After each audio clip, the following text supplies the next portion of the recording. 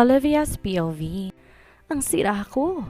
Yun ang paulit-ulit niyang sinasabi habang narito sa loob ng malaking bathroom ni Zafiro. Kahit anong gawin niyang pagsisisi ay huli na. Bumigay na siya.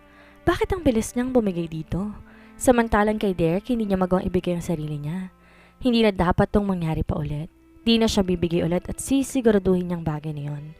Sigurado akong pinagtatawanan siya ngayon ni Zafiro dahil nagawa nitong gusto sa katawan niya. Natigilan ang kanyang katawan nang maramdaman ang pagyakap ni Zafiro mula sa likuran niya. Maya-maya pa umakit na ang dalawang kamay nito sa kanyang hinaharap. Hinayaan niya ito. Sisiguraduhin niyang ito na ang huli nilang pagkikita. Lalayo sila ng kanyang pamilya kasama ng anak niya. Ngayong nagawa na nito ang gusto niya, siguro naman titigilan na siya nito. Ini-off ni Zafiro ang shower at saka siya nito pinaharap ulit dito. Tulad ng dati, napakagwapo pa rin nito. Perpekto, maliban sa ugali. Demonyo nga kasi, maya-maya. Muli itong nag-umpisa na sakupin siya.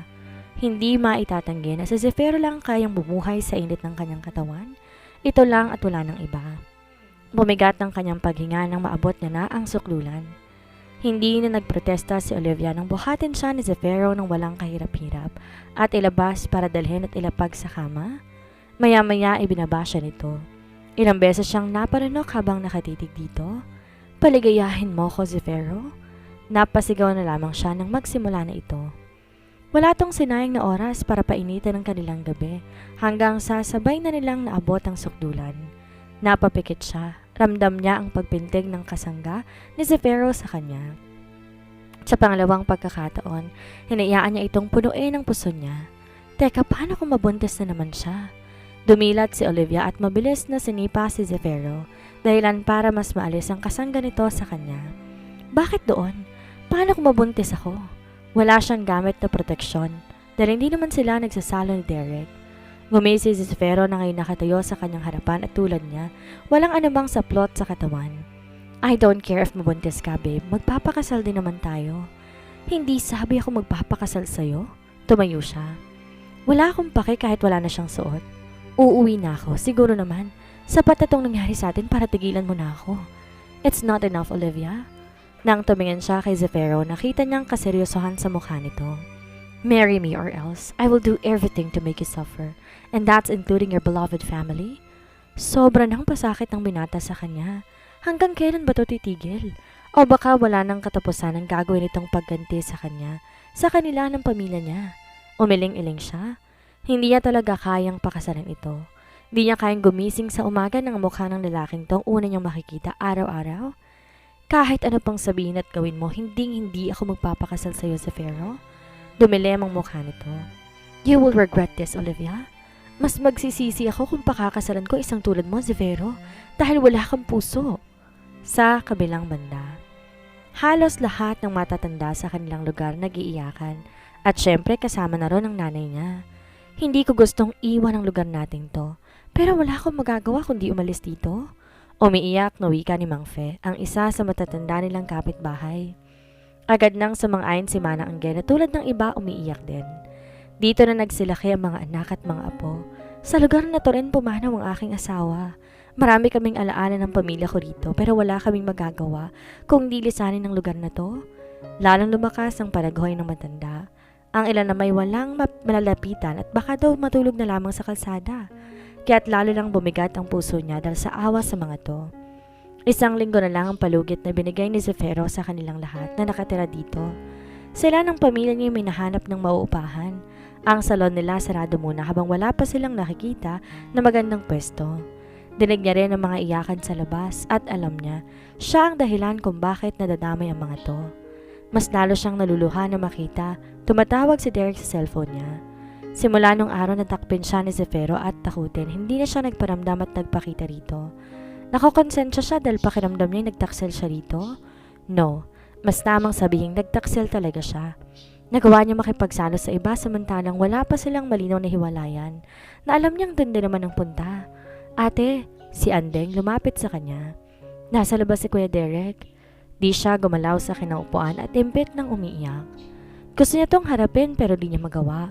Paano kung tuloy nitong tanggalan ng lisensya at idamay pa, pati ang magulang nito?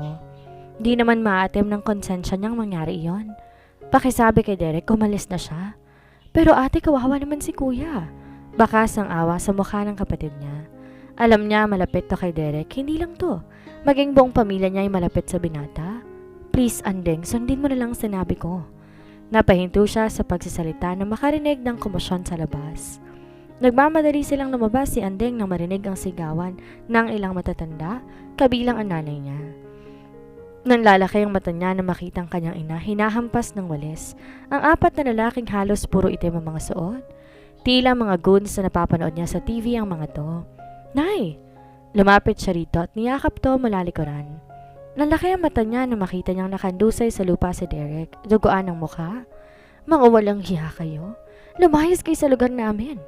Lahat ng matatanda ngayon may kani-kaniyang hawak ng walis. Ang iba pa nga daspan.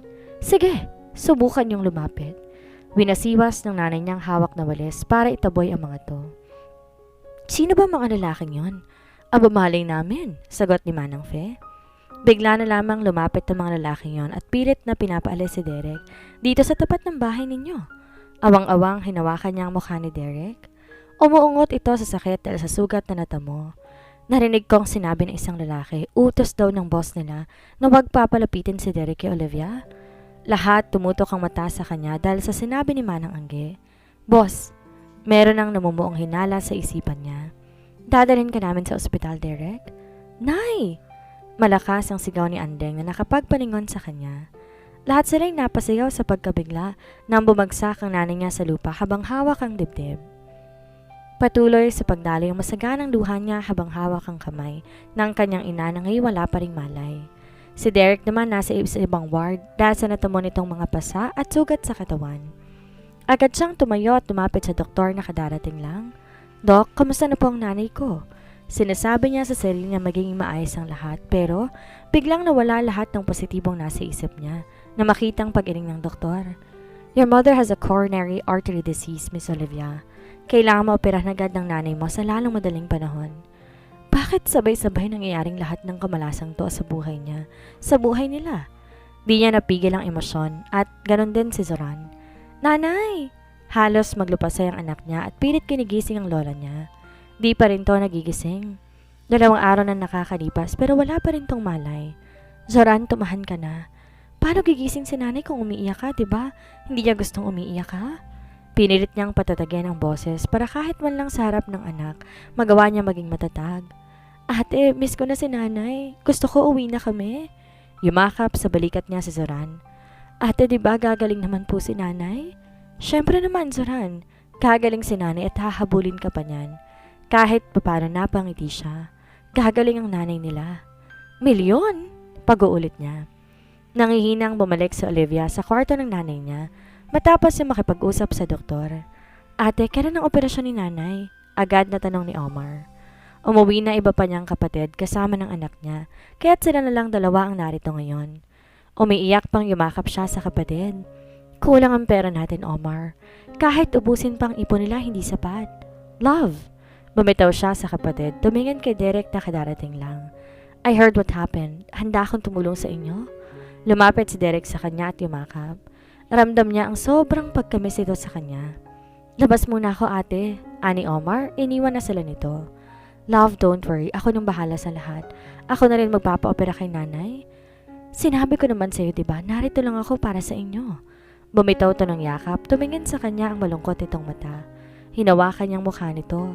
Ayaw man niyang tanggapin ang alok nitong tulong, wala siyang pagpipilian. Ayaw naman niyang pumalaw ang kanyang ina. At bukod kay Derek, wala na siyang iba pang pwedeng hingan ng tulong. Love, please. Promise me hindi mo ako iiwan? Yumuko siya. Di niya kayang tumingin sa mata nito at magsinungaling. Love? Garalgal ang boses ni Derek. Alam nito ang ibig sabihin ng pananahimik niya. Huwag mo naman gawin sa akin to, please. Tuluyan na nga siyang napahagulhol ng iyak. Sorry, Derek, pero hanggang dito na lang tayo. Sa kabilang banda. Dahil kay Derek, mapapadali ang operasyon ng nanay niya. At tulad nga na sinabi nito, ito ang magsasagawa noon. Nakakahiyaman dahil sa kabila ng tulong nito, nagawa niyang wasakin ang puso ni Derek. Wala naman siyang ibang pagpipilian. Baka kasi hindi lang bugbog ang sunod na mata mo nito sa mga tauhan ni Zefiro. Tama, malakas ang hinala niyang sa Zefiro ang mga taong nanakit dito. at hindi niya inaasahang magagawa ni Zefiro mga yon. Sa bagay, ano nakapagtataka? Wala naman tong puso. Hawak na ang kamay ng nanay niya habang tulak ito sakay ng stretcher. Ngayon ang operation ito. Uminto sila kasama ng 2 nurse na nagtutulak sa kanyang ina. Lumapit ang doktor sa kanila habang balisa ang mukha. The operation was cancelled, Miss Olivia. Imporma na may katanda ang doktor. Anong ibig mong sabihin, Doc? Puno ng kalituhan niyang tanong. Hinanap ng mata niya si Derek pero hindi niya to nakita. Doc, Derek had an accident. He wasn't able to operate your mother because of the injury he got. We need to reschedule the surgery. Nagahalong nararamdaman niya. Nag-aalala siya kay Derek pero nag-aalala din siya sa kalagayan ngayon ng ina. Doc, baka pwedeng ibang doktor na lang magsagawa ng operasyon ni nanay? I'm sorry, pero hindi pa bayad ang surgery ng nanay mo. We need to wait until magising si Doc Derek to let him pay before the operation proceeds. Nandalalim ang ilalim ng kanyang mga mata. Mula nung dalhin sa ospital ang nanay niya, halos wala pa siyang tulog. Kagagaling niya sa bahay ng magulang ni Derek para sana humingi ng tulong. Balak niyang kapalan ng mukha para lang mailigtas ang nanay niya. Kilala niya ang magulang ni Derek. Sigurado siya hindi siya nito tatanggihan. Pero wala ang mga to ayon sa kasambahay. Nagmamadaling umalis ng bansa mag-asawa kasama si Derek. Naihilamos niyang kamay sa mukha at ilang beses bumuga ng hangin. Pagod at antok ang nararamdaman niya ngayon pero kailangan niyang labanan yon. Natigilan siya nang may maalala. May isa pa palang tao na kaya siyang tulungan. Di na siya nagpalit ng damit. Pagkarating ni Odette, agad siyang umalis para puntahan ang lalaking ayaw na sana makita pa. Pero ano nga bang magagawa niya kung kinakailangan lunukin ng pride? Gagawin ko. Kung kinakailangan lumuhod sa harapan nito, gagawin niya. Pagdating ni Olivia sa harap ng mansyon, pumikit muna siya. Naalala niyang lahat ng nangyari noon. Lahat ng masasakit na ginawa ni Zefiro sa kanya, biglang rumagasa sa isip niya na tila ba kahapon lang nangyari ang lahat. Wala siyang pagpipilian para to sa kanyang ina. Di niya na inaasahan si Zefiro mismo magbubukas ng main door para sa kanya. Hinayaan niya ito na hawakan siya sa siko para alalayan papunta sa loob. May kailangan siya dito kaya't kailangan niyang magpakabait. What brought you here, babe? Yumapos ang binata sa likuran niya at inamoy ang batok niya. Pwede ba wag ka nang magmaang-maangan na walang alam dahil alam mo kung bakit ako naririto? Di siya ganon kasira, alam niya. Palaging may nakasubaybay sa kanyang mga tauhan. Damon chuckled like he's enjoying what she said. Alright babe, don't worry. Ako nang bahala sa lahat. Masaya ka na ba? Basag ang boses na tanong niya. Masaya ka bang nakikita ng nagdurusa ang pamilya namin? Masaya ka ba dahil narito ako sa harap at nagmamakaawa? Ako naman tong sinaktan at dinurog ng husto, pero ba't akong nahihirapan? Sinaloban niya ang parusang para sa kanyang ama? Zefiro cupped her face as he looked into her eyes. Is that what you think? Oo, dahil masama kang tao. Wala kang puso, Zefiro, wala ka nun. Wala siyang pakialam kung masaktan man to dahil yun ang totoo at imposibleng masaktan to. I know, hindi kita masisisi, alam kong nasaktan kita. Tigilan mo na ang drama mo, tutulungan mo ba ako o hindi? Saka ano bang gusto mong kapalit, uunahan na kita. Hindi ako papayag makasal sa'yo. Pero gusto kong pakasalan mo ako bilang kapalit. Anito sa kanya. Humarap sa kanya si Zefiro at natigilan siya. Namumula kasi ang mga mata nito. Teka, umiiyak ba to? Gusto niyang matawasan ng isip. Si Zefiro iiyak? Kung ano-ano na naman tong naiisip niya. Kung hindi mo ako tutulungan, hihingi na lang akong tulong sa iba. Kung kinakailangan ibenta kong kaluluwa o katawan ko sa iba, gagawin ko. Mabilis, sinawakan ni Zefiro ang panga niya. Don't you dare let any man touch you, Olivia. I swear. Humanda ka sa akin. Hindi niya magawang umatras nang dumiin ang hawak nito sa panga niya. Ang kaninang balungkot na emosyon nito sa matay wala na. Nag-aapoy ng mata nito sa galit. Pilit nilalabanan ang namumuong takot sa puso at tumingin dito ng buong tapang na parang walang kinatatakutan. Katawan ko to, Zefiro. My body, my rules. Ngayon kung ipipilit mong kasalanan, mabuti pang umalis na ako. Sorry nahi pero hindi ko kayang makasal sa demonyong to. Ani niya sa utak niya. Hinaklit ni Zefiro ang braso niya at aalis na siya. Where do you think you're going? Nagnangalit ang ngipin nito habang ang mata nakatingin sa kanya, galit na galit. Hinila niya ang braso niya na sumakit agad dahil sa diin ng pagkakahawak nito. Aalis takot maghahanap ng tutulong sa akin. Ano ba? Galit na pakli niya at nang hatakin ni Zefiro ang blouse niya para dalhin at malaglag sa sahig ang mga botones noon. Damn, Olivia. Sa tingin mo, papayag akong galawin ka ng iba? Ang pang-itaas niya ang sunod na hinila ni Zefiro, dahilan para masira ang lock nito. Kaya naman lumantad ang hinaharap niya sa harap nito. Sa akin ka lang at hindi sa iba. Your body, your rules? Well, hindi mangyayari yan because your body is mine.